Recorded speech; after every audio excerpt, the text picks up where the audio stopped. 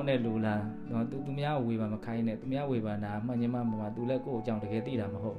တကယ်သိတာကိုယ့်အကြောင်းကိုတကယ်သိတာဟုတ်လားကိုကကောင်းတဲ့လူတယောက်ဆိုတာလေလှုပ်ထင်လို့လည်းရတဲ့အမျိုးမဟုတ်တကယ်ကောင်းမှလည်းတကယ်ကောင်းတယ်လို့ထင်ပ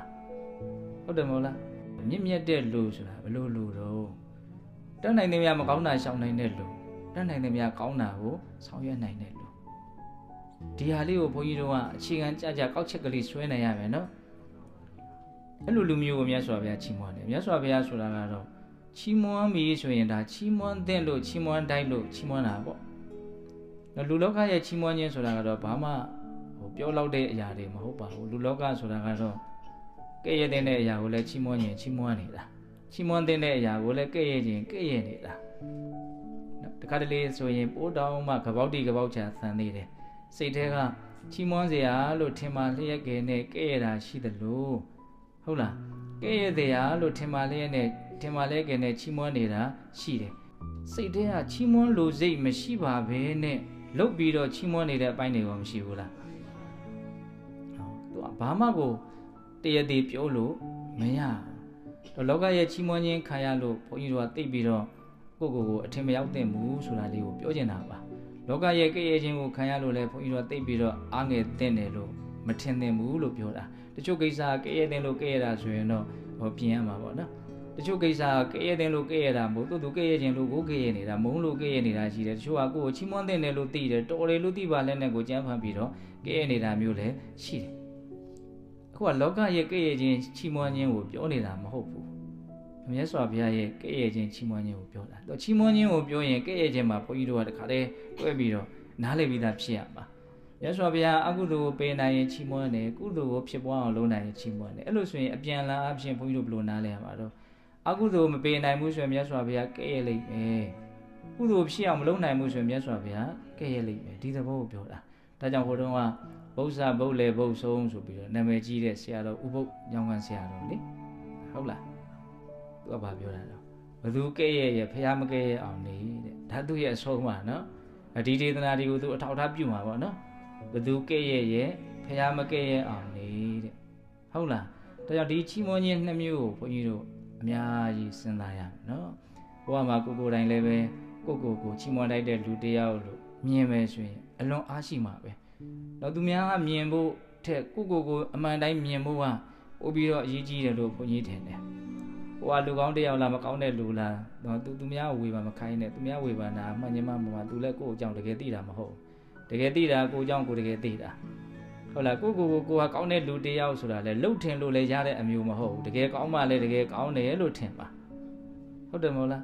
းအဲ့တော့ကိုသာတကယ်ကောင်းတဲ့လူတယောက်အဲ့တော့တကယ်ကောင်းတဲ့လူတယောက်ဖြစ်တယ်လို့ဘုန်းကြီးတို့အဖြေထုတ်နိုင်ဖို့အတွက်ဘာနဲ့တိုင်းတာမှာတော့ခုဒီနှစ်ချက်နဲ့ပဲတိုင်းတာပဲမကောင်းတာဘယ်လောက်နေသလဲကောင်းတာဘယ်လောက်များသလဲဟုတ်တယ်မဟုတ်လားတရက်ချင်းကုန်သွားတယ်မကောင်းမှုဘယ်လောက်နေသလဲမကောင်းတဲ့စိတ်တွေအဖြစ်ဘယ်လောက်နေသလဲနော်ကောင်းမှုတွေဘယ်လောက်များသလဲကောင်းတဲ့စိတ်တွေအဖြစ်ဘယ်လောက်များသလဲ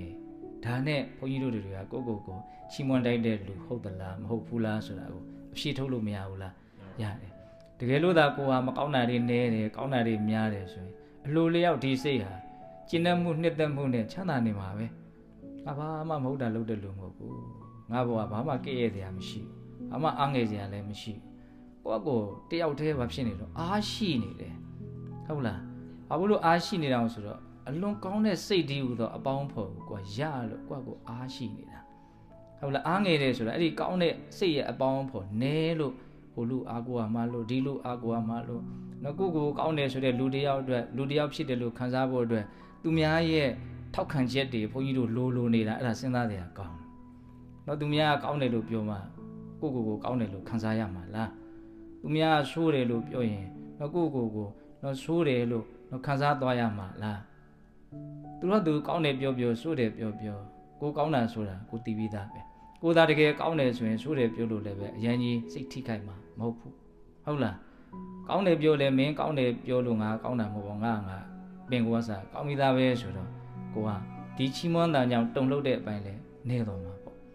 ့နော်အဲ့ဒါဒီနောက်ပြောတဲ့အပိုင်းလေးကလည်းအများကြီးစဉ်းစားတွေကကောင်းတဲ့အခြေခံကြားတဲ့ဒေသနာတစ်ခုလို့ဘုန်းကြီးတို့မြင်ရမယ်နော်အဲ့ဒီထဲမှာဗာလေးကောက်ချက်ဆွဲပြီးတော့မှတ်သားလေးစိတ်ထဲမှာ နော်သိသိထားတဲ့အဓိပ္ပာယ်လေးလဲလို့ဘုန်းကြီးကပြောခြင်းတော့ဆိုတော့အကုသိုလ်တရားဟာပြစ္ဆုတ်ပံမသိခင်မှာလည်းပဲဆင်းရဲတယ်ပင်ပန်းတယ်ပူလောင်တယ်သိပြီးတဲ့နောက်မှာလည်းယုံကြည်တဲ့ဘဝကိုရောက်စေတတ်တယ်နော်ဒီပြစ္ဆုတ်ပံတက်မလွန်နှစ်တန်သောအကျိုးမဲ့ပြစ္ဆုတ်ပံအကျိုးမဲ့ကိုတော့၃ချက်တောင်ပြောတယ်နော်တာဝေဂါတံတဥပယတံတပရိလာဆင်းရဲခြင်းနဲ့တကွပင်ပန်းခြင်းနဲ့တကွပူလောင်ခြင်းနဲ့တကွလို့အဲ့လိုလေးမြတ်စွာဘုရားအလိုတော်ကြဟောတယ်ဟုတ်လား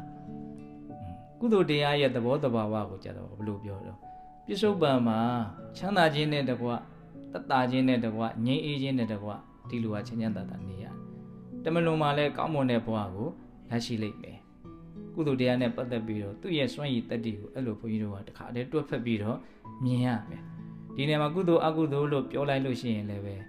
စိတ်ကဒိုးနဲ့တောက်ခနဲ့တခါတည်းဘယ်ထိနော်နားလည်မှုကတက်ရောက်သွားမှလည်းမင်းဟေးကောင်းတဲ့စိတ်ကလေးကိုကုသိုလ်လို့ပြောနေတာမကောင်းတဲ့စိတ်ကိုအကုသိုလ်လို့ပြောနေတာလို့အဲ့ဒီထိဘုန်းကြီးတို့ကဘာလို့အောင်တော့မြင်ရမယ်ဟုတ်လားဒါမှကုသိုလ်ဆိုတာအခုလုပ်ချင်အခုဖြစ်ချင်အခုတည်းဖြစ်တာပဲ